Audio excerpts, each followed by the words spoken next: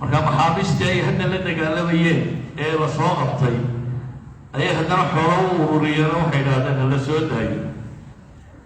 ilaahay baa qisadaa ka warramaya wuxuu leeyahay afatu'minuuna bibacdi alkitaabi wa takfuruuna bibacd. waa kitaabka badhna miyaa rumaynaysaa badhna waa daydaysaa.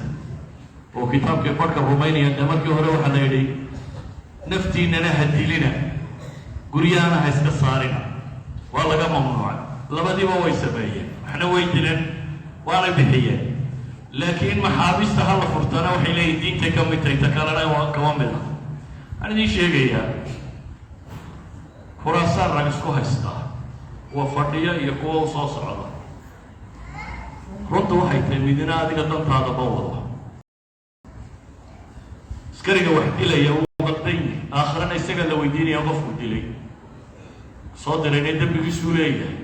waa isku mid halkaas soo orday inaad xabad ku dhufata iyo midaa ismaagtay inaad xabad ku dhufta. kan qaatil baa u taqaaniy qof halkaa iska maraya xabadda ku dhuftay, halkaa maraya ka ku dhuftayna waa qaatil. waa isku mid, waa dil dhiig bini aadam oo la shubayo. kan u dhimanaya waxaanu garanayn in loo dilayaana waa doqon kale, waxaanu garanayn inuu dhimanaya. ka wax dilaya iyo ka la dilaya midna kursiga ma fuulayo, midna wax heli maayo. ka wax dilayaana wuxuu dilaya garan maayo, ka la dilayaana wax loo dilaya garan maayo.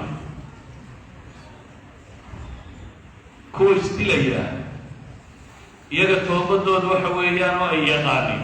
hadhow bay heshiinayaan, arkii waa laga heshiiyaa la leeyahy, waa laga heshiiyey toobad ma noqoto. siyaasadii baa lagu heshiiyo waa kaa soo dabeetana naartaada isa saaro waa la gartay oo ma toobad bay u noqonaysaa. adiga ma toobad bay kuu tahay markaad dhimatay? seka wax dilayee dadka laaya ma toobad bay u tahay hadday iyagu heshiiyaan? idan halku waxaad u dhimanaysaana ma jirto, waxaad waxu dilaysaana ma jirto. iyagana toobad u noqon mayso, hadhow waanu heshiinay.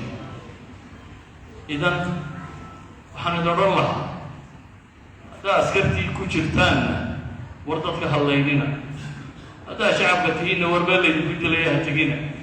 aakhiro iyo adduuntoona taa ku faa'idi maysaan. wasalaamu calaykum.